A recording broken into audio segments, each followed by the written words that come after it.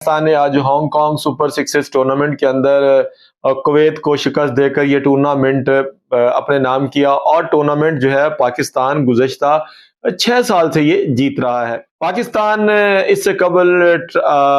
जनूबी अफ्रीका के खिलाफ T20 सीरीज जो है वो अपने नाम की, ODI सीरीज अपने नाम की और उसके बाद जो टेस्ट सीरीज थी वो 1-1 से जो है वो दोनों के दरमियान बराबर रही। पाकिस्तान कि हाँ, अब श्रीलंका की टीम जो है वो कल रात पहुंच चुकी है और पाकिस्तान अब श्रीलंका के खिलाफ अब 3 ODI मैचेस खेलेगा जो कि 11, 13 और 15 नवंबर को होंगे। उसके बाद पाकिस्तान श्रीलंका के खिलाफ T20 सीरीज खेलेगा और उसके बाद पाकिस्तान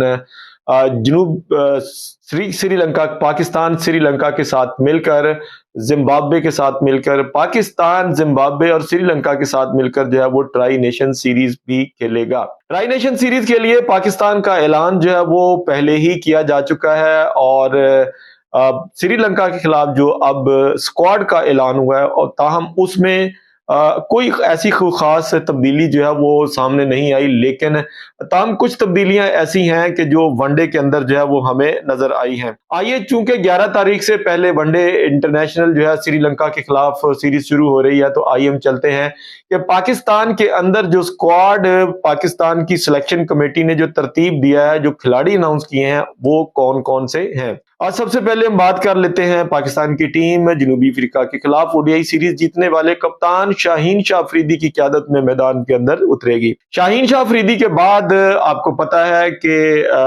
पाकिस्तान के मिस्ट्री स्पिनर जो है वो इब्रार अहमद हैं। इब्रार अहमद जिन्होंने जनूबी अफ्रीका के खिलाफ जो है वो तीसरे वनडे इंटरनेशनल मैचेस के अंदर 27 रन देकर 4 खिलाड़ियों को आउट किया था और हमें आज तक इस बात की समझ नहीं आई कि पहले वनडे इंटरनेशनल मैच के इब्रार अहमद 2 खिलाड़ियों को आउट करता है और फिर खुदा जाने ऐसा कौन सा एक्सपेरिमेंट जो है वो टीम सिलेक्टर को जो है वो दिमाग के अंदर घुसता है और इब्रार अहमद को दूसरे वनडे के अंदर जो है वो बिठा दिया जाता है। बहरहाल इस किस्म की तब्दीलियां जो है वो खतरनाक होती हैं। हो सकता था कि अगर इब्रार अहमद को दूसरे वनडे के अंदर खिला लिया जाता तो पाकिस्तान जो था वो शायद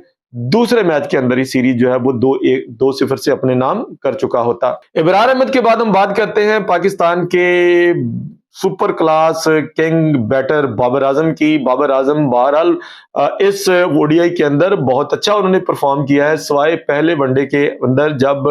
वो भी मेरा ख्याल है कि शायद बाबर आजम से गलती हुई, वो रिव्यू में नहीं गए, उन्होंने मोहम्मद रिजवान के ऊपर रिलाई करना ज्यादा मुनासिब समझा। और मोहम्मद रिजवान के हवाले से हम आपको बताते चले कि मोहम्मद रिजवान रिव्यू लेने के मामले में बिल्कुल कच्चे हैं। वो विकेटों के पीछे खड़े होते हैं और अगर बॉलर उनसे पूछे कि भाई क्या सूरत हाल है, एज लगा है नहीं लगा है, बॉल विकेटों में आ रही थी नहीं आ रही थी, तो मोहम्मद रिजवान ऐसा जेस्चर मार कहते मुझे नहीं पता। तो बाबर आजम को मोहम्मद रिजवान के ऊपर जब रिलाई नहीं करना चाहिए था पहले वनडे के अंदर, वरना बाबर आजम की पहला वनडे जो था वो बहुत ही जबर क्लास सुपर डुपर जाना था। बहरहाल दूसरे वनडे के अंदर भी बाबर आजम ने क्लास की बैटिंग की है, ऐसा नहीं है कि बाबर आजम ने क्लास की बैटिंग नहीं है, बड़े जबरदस्त कवर ड्राइव खेले हैं। तीसरे वनडे के अंदर भी बाबर आजम ने 5 चौके लगाए हैं और 5 चौकों की घन गरज से पूरा स्टेडियम जो था उसके अंदर जो है वो जान पड़ गई थी। इवन देन माइक हैसन जो है उन्होंने भी कल रमीज राजा के साथ एक इंटरव्यू सेशन किया, तो उसमें उन्होंने कहा कि बाबर आजम जो है वो पूरे एतमाद है, उनका बल्ला जो है वो स्कोर कर रहा है,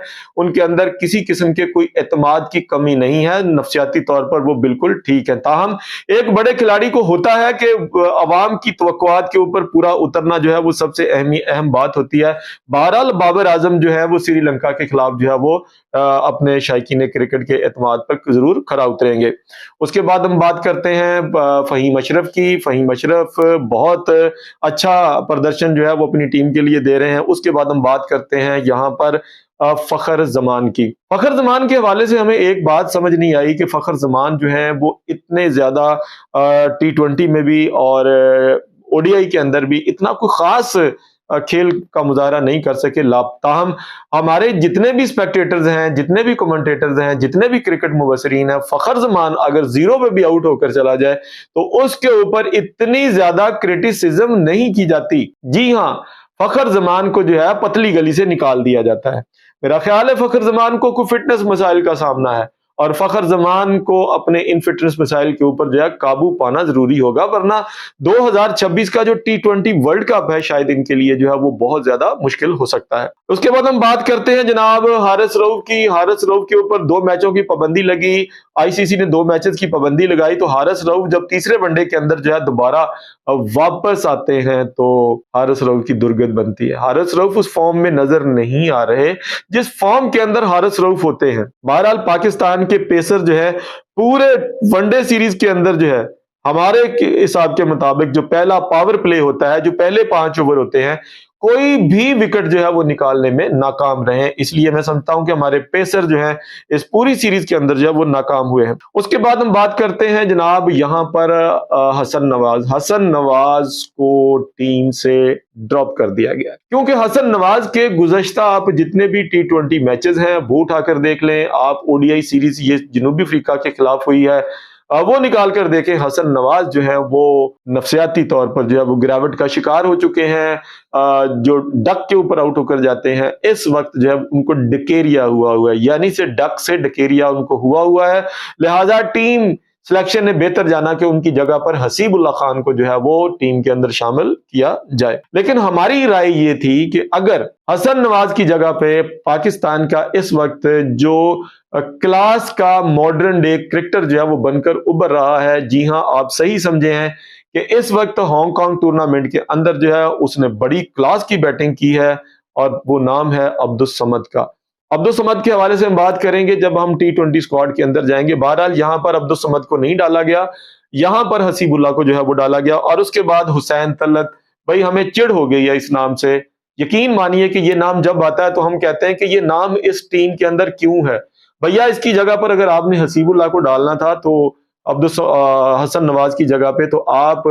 اس کی جگہ پر حسین طلعت کی جگہ پر آپ عبدالصمد کو ڈال لیتے۔ عبدالصمد جو ہے وہ آپ کے لیے بہترین پرفارمنس جو ہے وہ دے سکتا تھا۔ محمد نواز کے بارے میں تو کسی کو کوئی شک و شبہ ہی نہیں ہے، تیسرے ODI کے اندر محمد نواز کی بیٹنگ آپ نے دیکھ لی تھی، دوسرے ون ڈے کے اندر بھی آپ نے محمد نواز کی بیٹنگ دیکھ لی تھی، بالنگ بھی ہم دیکھ چکے ہیں محمد نواز کی۔ بھائی محمد نواز اب آپ میچ لیس ہو گئے ہیں، سپر کلاس ہو گئے ہیں، اور آپ ہمارے بابر اعظم کے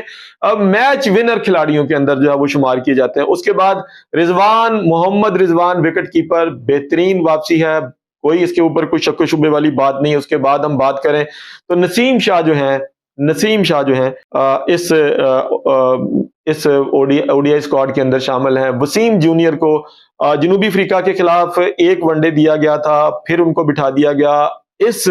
سری لنکا کے خلاف بھی وسیم جونیئر جو ہے وہ شامل ہے۔ اب دیکھنا یہ ہے کہ نسیم شاہ کی قسمت جو ہے وہ ون ڈے انٹرنیشنل کے اندر سری لنکا کے خلاف جو ہے وہ جاگ اٹھتی ہے یا نہیں جاگ اٹھتی۔ اس کے بعد سائم ایوب جو ہے، سائم ایوب کمال کی بیٹنگ کی ہے آپ نے، دونوں آخری جو ODIs تھے اس کے اندر آپ نے جس طرح کا اپنا بلہ چلایا، یقین مانیے کہ ہندوستان کے جو کمنٹیٹر تھے، مبصر تھے، جو پاکستان کے اوپر گلا پھاڑ کر چیخا کرتے تھے، وکرانت گپتا کی مثال لے لیں، مشرا کی بات کر لیں آپ، سشانت مہتا کی بات کر لیں آپ، یعنی بڑے جتنے بھی جو کرکٹ مبصرین تھے وہ تو کل رات سے سائم ایوب آپ کے گن گانے پر لگے ہوئے ہیں، وہ تو آپ کو لٹل سعید جونیئر، سعید انور کا ٹائٹل جو ہے وہ انہوں نے کل سے آپ کو دے دیا ہے۔ مراد یہ ہے کہ آپ کا بلہ، کھڑے ہونے کا سٹائل، شارٹ سلیکشن، چھکا مارنا، چوکا مارنا، بالکل same as copy to Saeed Anwar, you are our second Saeed Anwar. بہرحال آپ کی مہارتیں جو ہے وہ ہم دیکھیں گے ODI کے اندر۔ اس کے بعد ہم چلتے ہیں جناب سلمان علی آغا۔ بھائی سلمان علی آغا نے اپنے آپ کو ثابت کیا ہے، بالنگ کے شعبے میں بھی ثابت کیا ہے، بیٹنگ کے شعبے میں بھی ثابت کیا ہے، اور سلمان علی آغا یقین مانیے کہ آپ نے ہمارا دل خوش کر دیا۔ جتنے ہمیں گلے شکوے تھے نا آپ سے T20 کے اندر، ہم پہلے سے کہہ رہے تھے کہ بھائی آپ ون ڈے کے اور ٹیسٹ کی ٹیم کے جو ہے وہ کھلاڑی ہیں، T20 کے اندر جو ہے وہ آپ اتنا اچھا پرفارم نہیں کر پائے۔ بہرحال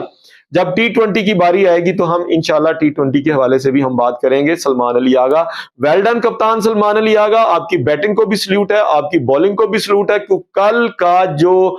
پاکستان تیسرا ون ڈے تھا، اگر آپ وہ پہلی 2 وکٹیں نہ چٹکاتے تو شاید ہو سکتا ہے کہ پاکستان اب اتنے رنز کو ڈیٹین کرنے میں کامیاب نہ ہو پاتا۔ اس کے بعد پاکستان کی ٹیم کے اندر ایک ابھرتا ہوا رائزنگ سٹار فیصل اکرم آ رہا ہے، نام شامل کر دیا گیا ہے۔ کھیل کے اندر آتا ہے یا نہیں آتا، اس کا فیصلہ جو ہے وہ کپتان شاہین شاہ فریدی کریں گے یا پھر ٹیم کے سلیکشن کمیٹی کرے گی کہ کس کو کھیلنا ہے اور کس کو نہیں کھیلنا۔ بہرحال فیصل اکرم کا نام جو ہے وہ ون ڈے اسکواڈ کے اندر شامل ہے۔